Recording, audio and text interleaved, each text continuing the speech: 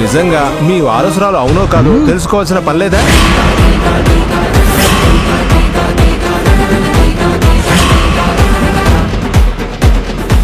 ఏంటి బాబాయ్ మీ అనుమానాలు?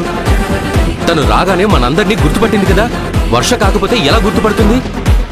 రే, ఆస్తి మీద కన్నేస్తే డబ్బున్నోళ్ల వివరాలు, పేర్లు, వరసలు కనుక్కోవటం పెద్ద కష్టమేమి కాదు.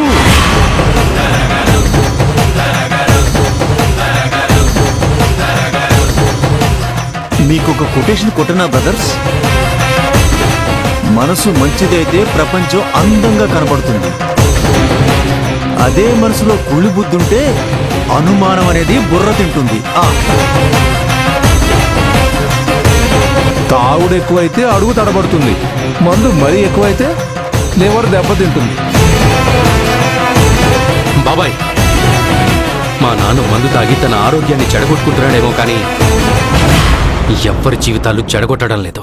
ఆపండ్రా.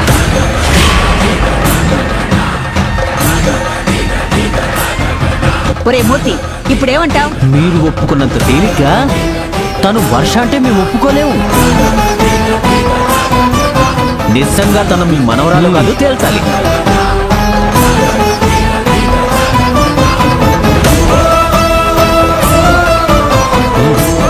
తేల్చుకోండి, కానీ అడిగే ప్రశ్నలు బెదిరించినట్టు కాకుండా కాస్త పద్ధతిగా అడగండి. రే రాజు, నువ్వు పిల్లోడివిరా, నువ్వు మాకు చెప్తున్నావా? ఎలా అడగాలో మాకు తెలుసు. నేను ప్రేమాభిమానాల మధ్యన పెరిగాను. ఇదంతా నాకు కొత్తగా ఉంది. ఏమ్మా, నువ్వే వర్ష అని, ఈ ఇంటికి వారసురాలువని ఏంటి నమ్మకం, ఏంటి ఆధారం?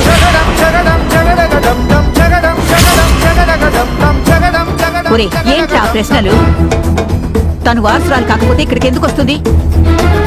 100 కోట్ల ఆస్తి కోసం.